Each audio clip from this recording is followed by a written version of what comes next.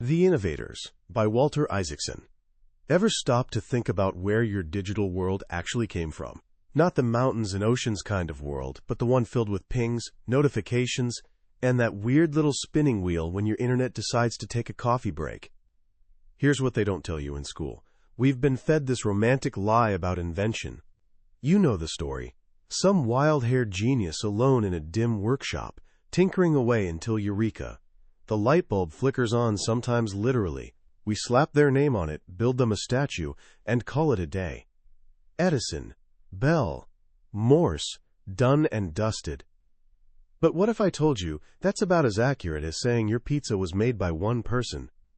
Sure, someone might have thrown it in the oven, but what about the person who made the dough? The one who grew the tomatoes? The absolute legend who first looked at a cow and said, "I'm going to squeeze that thing and put whatever comes out on my flatbread." Walter Isaacson, the guy who's basically the Sherlock Holmes of biographies, having given us incredible deep dives into Steve Jobs and Albert Einstein, decided to investigate a different kind of mystery with the Innovators. And here's the twist. There's no single genius. Instead, there's a whole motley crew of hackers, dreamers, stubborn engineers, and yes, even a poet's daughter, who couldn't decide if she loved math or metaphors more. This book has sold millions of copies, and here's why it hit people like a lightning bolt. It reveals the secret ingredient in the recipe for innovation. Spoiler alert. It's not some magical spark that randomly strikes chosen geniuses. It's collaboration. It's partnerships. It's the beautiful chaos that erupts when different brains start bouncing ideas off each other like some kind of intellectual pinball machine. So, buckle up. By the time we're done here, you won't just know some trivia about who invented what. You'll understand the actual DNA of how breakthrough ideas happen. You'll see that innovation isn't a flash of brilliance. It's more like a relay race that's been going on for over a century, with each runner passing the baton to the next. This isn't just dusty history. This is a blueprint for how you can create something amazing yourself. And surprisingly, our story doesn't start in a Silicon Valley garage with cold pizza and energy drinks. It starts in Victorian England, with a young woman trying to escape her father's shadow while also somehow living up to it. Picture this: London, early 1800s. A young woman named Ada is caught between two worlds. Her father? Lord Byron. Yes, that Lord Byron, the rock star poet who was basically the bad boy of British literature. Passionate, dramatic, probably wrote poems by candlelight while brooding in a cape. Her mother took one look at Byron's chaos and thought, "Nope, not happening to my daughter." So she prescribed what she believed was the antidote to poetic madness. Hardcore mathematics, lots of it. It was like trying to cure a love of rock music by forcing someone to practice scales for 12 hours a day. Except, here's the beautiful irony. It didn't work. Or, rather, it worked too well. Instead of crushing the poetry out of Ada, the math merged with it. She fell in love with what she called poetical science, seeing the rhythm and beauty in equations, the romance in machinery. She was basically the world's first mathematical poet, or poetic mathematician. Either way, she was onto something wild. In 1843, and let me emphasize this is 100 years before the first actual electronic computer would even exist, Ada looked at her friend Charles Babbage's plans for this crazy mechanical calculating contraption and had a vision. While Babbage saw a really impressive calculator, Ada saw the future of everything. Babbage's analytical engine was designed to crunch numbers, which is cool and all. But Ada realized something profound. If a machine could manipulate numbers, it could manipulate anything that could be turned into symbols. Music, words, images. The analytical engine weaves algebraical patterns just as the Jacquard loom weaves flowers and leaves, she wrote. She basically invented the concept of modern computing in a time when the fanciest technology was a really good pocket watch. But here's the kicker. Ada also drew a line in the sand. She said, yes, machines could follow any instructions we gave them. They could be incredibly powerful, but they couldn't truly think. They couldn't come up with original ideas on their own. the analytical engine has no pretensions whatever to originate anything. This idea, later dubbed Lady Lovelace's objection, is still at the heart of every debate about AI today. Are we creating true intelligence or really sophisticated followers of instructions? Ada and Charles were a dynamic duo, the visionary and the engineer. But unfortunately, Victorian England wasn't quite ready for their radical ideas. The technology to actually build their dream machine didn't exist. Babbage died frustrated and broke, his engine gathering dust as blueprints. Ada died tragically young at 36, the same age her infamous father had died. Their revolutionary idea went into hibernation for a century. When it woke up, the world was on fire. Literally. World War II was raging, and suddenly governments had pockets full of money and a desperate need for number-crunching power. The digital age was about to explode into existence, not with a quiet whisper, but with the urgency of wartime innovation. Enter Vannevar Bush, an MIT professor who understood something crucial. The future wouldn't be built by lone wolves. He convinced President Roosevelt to create a triangle of innovation, government funding, university brains, and corporate muscle, all working together. This military-industrial academic complex sounds like something from a conspiracy theory, but it's actually what gave us radar, the atomic bomb, and our first real computers. Meanwhile, across the Atlantic at the University of Pennsylvania, another team was racing toward the future. John Mauchly, the big-picture physicist, and Presper Eckert, the engineering wizard, were building ENIAC, the electronic numerical integrator and computer. This beast was the size of a room, weighed 30 tons, and had nearly 18,000 vacuum tubes that would burn out with annoying regularity. But when it worked, it was pure magic, the first general-purpose, all-electronic computer. Now, the question of who invented the computer is about as clean as asking who invented rock music. There was Konrad Zuse tinkering away in Germany, John Atanasoff building things in an Iowa basement. But the ENIAC team had something the others didn't. They were part of that collaborative ecosystem Bush had envisioned. They had funding, support, and most importantly, a team.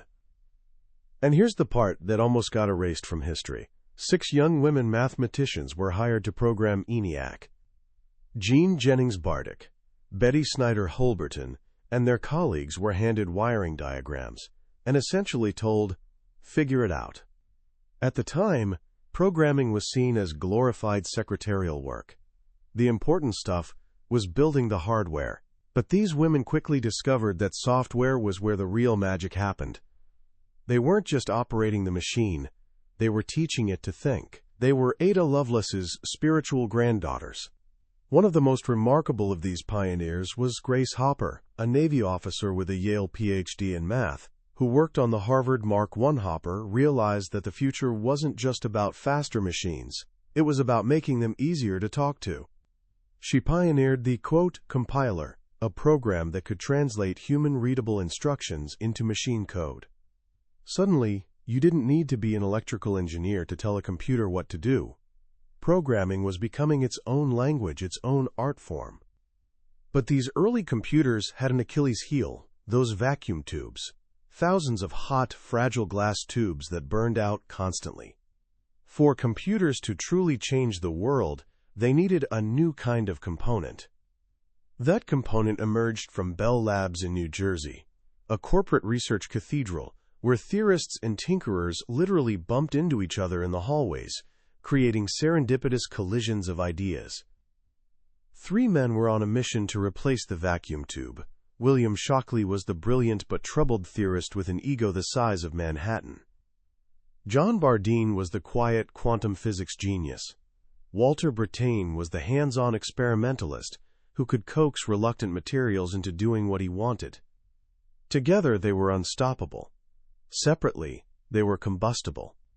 In December 1947, after years of frustrating failures, Bardeen and Brattain had their breakthrough. Using a sliver of germanium, some gold foil, and an actual bent paperclip seriously, they created something revolutionary, the transistor. Small, efficient, reliable. It was the spark that would ignite the true digital revolution. But here's where the story gets messy. Shockley, furious that he wasn't directly involved in the final breakthrough, went off alone and invented an even better version just weeks later. His brilliance was matched only by his impossible personality. Eventually, he left Bell Labs to start his own company in California, in a place still famous for its fruit orchards. Shockley Semiconductor recruited some of the brightest young minds in America. Then he proceeded to drive them all crazy with his paranoid, autocratic management style. In 1957, 8 of his best engineers, including the charismatic Robert Noyce and the thoughtful Gordon Moore, essentially staged a rebellion. They left to start their own company. Shockley called them the Traitorous Eight. History calls them the founders of Silicon Valley. Their new venture, Fairchild Semiconductor, would solve the next big problem, the tyranny of numbers. As circuits got more complex, you needed thousands of transistors, all individually wired together by hand. It was expensive, tedious, and unreliable. The solution? Put everything on a single chip. At Texas Instruments, the gentle engineer Jack Kilby figured out you could make all the circuit components from one piece of semiconductor material. Meanwhile, at Fairchild, Robert Noyce had a similar but more elegant idea. Not only could you put all the components on one chip, but you could connect them with thin metal layers printed on top. No wires needed. The microchip was born. And with it came Gordon Moore's famous observation in 1965. The number of transistors on a chip was doubling roughly every year. Moore's law became a self-fulfilling prophecy, a relentless drumbeat pushing the digital age forward at exponential speed. Now all the pieces were in place for personal computers, but the big companies like IBM couldn't imagine why anyone would want their own computer. The future, they were certain, was big mainframes that people would share. They couldn't have been more wrong. Out in California, a strange cultural cocktail was brewing. Defense industry engineers, university hackers, and hippie rebels who saw technology not as a tool of corporate control, but as a path to liberation. Stuart Brand, a former member of Ken Kesey's psychedelic Merry Pranksters, started the Whole Earth catalog in 1968 with the motto, "Access to Tools." It was part practical guide, part philosophical manifesto, featuring everything from buckskin jackets to geodesic domes to early calculators. It taught a generation that technology could be personal and empowering. This spirit animated Douglas Engelbart, who in 1968 gave what's now called the mother of all demos. For 90 minutes, he showed a computer with a graphical display, multiple windows, hypertext links, and a weird little device called a mouse. His vision wasn't artificial intelligence. It was augmented intelligence, machines partnering with humans to amplify our creativity. Engelbart showed the promised land, but it was at Xerox PARC where a team of young rebels actually built it. Led by the brilliant Alan Kay, they created the Alto, the first true personal computer with a graphical interface, mouse, and network connection. It was the blueprint for everything that came after. Except Xerox, a company built on selling copy machines, had no idea what to do with it. They'd invented the future, but couldn't recognize it. The personal computer revolution, when it exploded, would come from hobbyists and dreamers in garages. In January 1975, Popular Electronics magazine featured a build-it-yourself computer kit called the Altair 8800. It was basically a box with switches and blinking lights, but for the first time, a computer was affordable for regular people. The Altair sparked a wildfire. At the center was the Homebrew Computer Club, a chaotic gathering in a Menlo Park garage where geeks showed off their creations. The ethos was pure hacker culture. Information wants to be free. One regular was Steve Wozniak, a shy HP engineer who was a hardware genius and a prankster. Inspired by the Altair, he built his own computer, but better, it had a keyboard and could connect to a TV. In true homebrew spirit, he handed out the designs for free. Wozniak was brilliant, but not entrepreneurial. That's where his friend, Steve Jobs, came in. Jobs looked at Wozniak's creation and saw not a hobby project, but a product. "Let's sell it," he said, and Apple Computer was born in a garage. The Apple II, their second creation, was revolutionary, fully assembled, beautifully designed, ready to use out of the box. But it had a secret weapon, VisiCalc, the first spreadsheet program, created by Dan Bricklin and Bob Frankston. It was the killer app that gave personal computers a real purpose for businesses. While Jobs and Wozniak built integrated hardware and software, another partnership took a different path. When Paul Allen showed Bill Gates that popular electronics magazine, they didn't see a hardware opportunity. They saw software. They created a version of BASIC for the Altair in a frantic 8-week coding marathon. But Gates, at just 19, made a brilliant business decision. He didn't sell the software, he licensed it, retaining rights to license it to other computer makers too. With that single decision, Microsoft was born, establishing that software, not hardware, would be most valuable. This set up the great rivalry of the digital age. Apple, under Jobs, pursued integration, building hardware and software together into a seamless, beautiful, closed system. Microsoft, under Gates, pursued licensing, creating software and licensing it to anyone who wanted to build a computer. When IBM entered the personal computer market in 1980, they came to Gates for an operating system. In a move of breathtaking audacity, Gates bought a quick and dirty system from a Seattle company for $50,000, polished it up, and licensed it to IBM, while crucially keeping rights to license it to everyone else. MS-DOS was born. For a moment, Apple seemed to have the upper hand. While MS-DOS was clunky, Jobs was working on something revolutionary inspired by Xerox PARC, the graphical user interface. The Macintosh, launched in 1984, was a revelation with its mouse, icons, and beautiful design. It was the computer for the rest of us. But Gates wasn't about to be left behind. Microsoft created Windows. The first version was crude compared to the Mac, but because it could run on cheap computers from hundreds of manufacturers, Windows eventually won the market share war.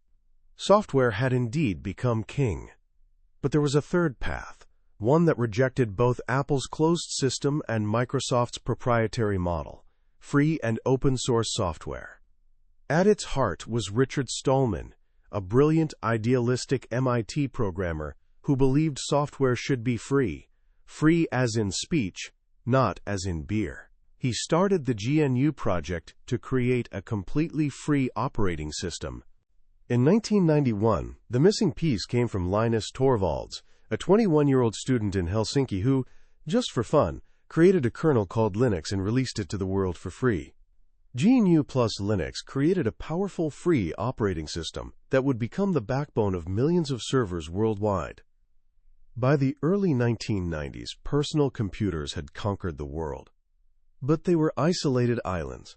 The Internet, meanwhile, had been growing separately, starting as ARPANET, a government-funded project led by visionaries like J.C.R. Licklider.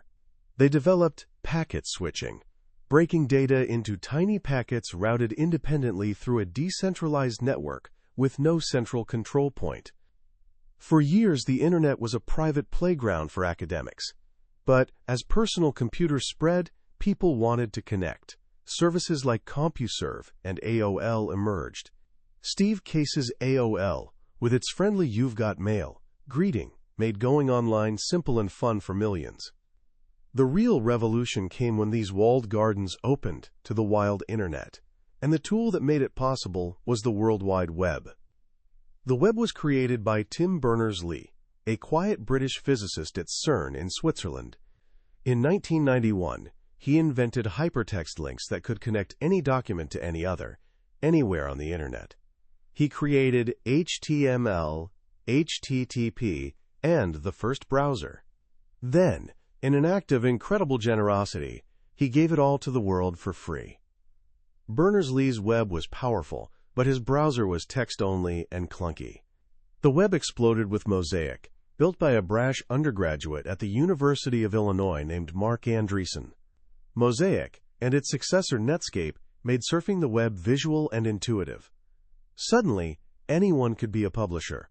Personal homepages and blogs proliferated. Justin Hall started posting his thoughts and life details online. Entrepreneurs like Evie Williams created Blogger, making it push-button simple for anyone to have a blog. Two final inventions harnessed the web's collaborative power. First was the Wiki, software created by Ward Cunningham that let anyone edit a web page. In 2001, Jimmy Wales used it to launch Wikipedia, a free encyclopedia anyone could contribute to.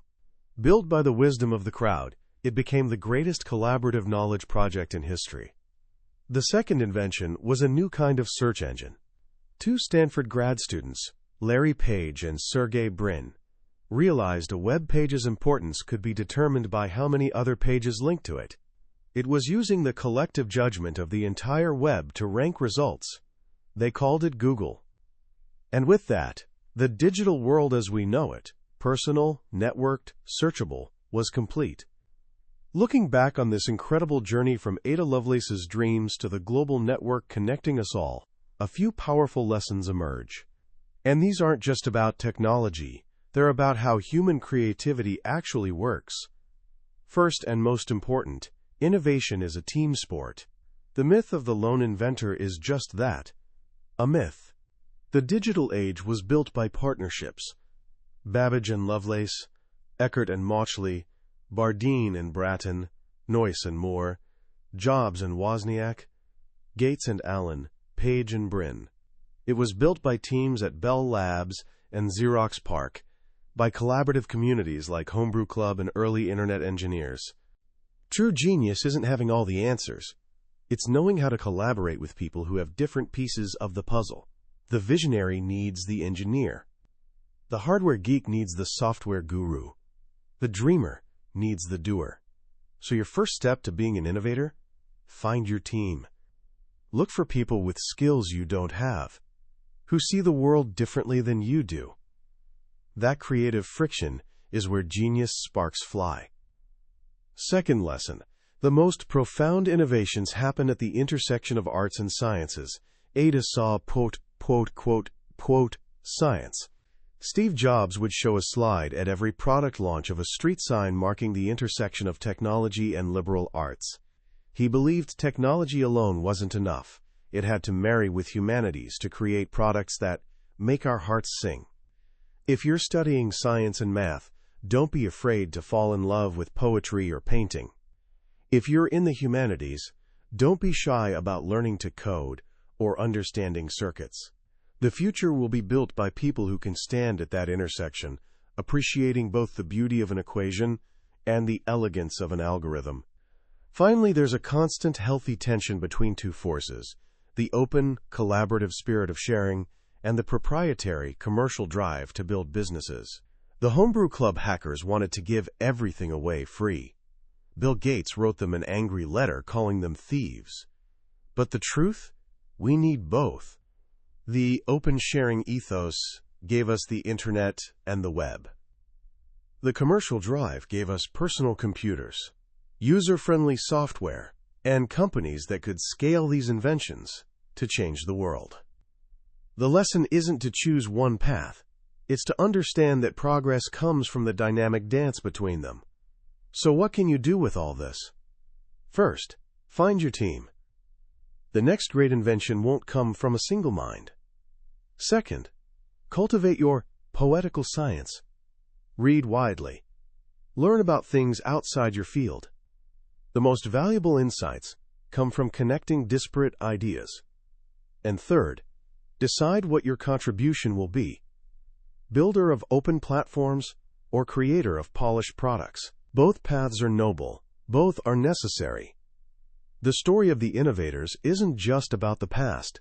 It's a living story, and the next chapter is yet to be written. It will be written by people like you who are curious, passionate, and understand that the greatest creations aren't solo performances, they're symphonies. That was the story of The Innovators by Walter Isaacson. We've touched on the major milestones and brilliant minds that shaped our digital world, but honestly, a summary only gives you a glimpse. The real magic is in the details. the human stories, the way Isaacson masterfully connects the dots across a century of progress. If any part of this journey sparked your curiosity, I truly encourage you to pick up a copy. Reading it isn't just about learning facts. It's about understanding the very nature of creativity and collaboration. It's an experience that can genuinely change how you see the world and your own potential to contribute to it. A link to the book is in the description below. Also, if you found this summary valuable, I'd be grateful if you'd hit that like button and subscribe to the channel. It lets me know these deep dives are helpful, and it ensures you won't miss our next journey into another life-changing book from the world's most successful minds. Let's keep learning and growing together.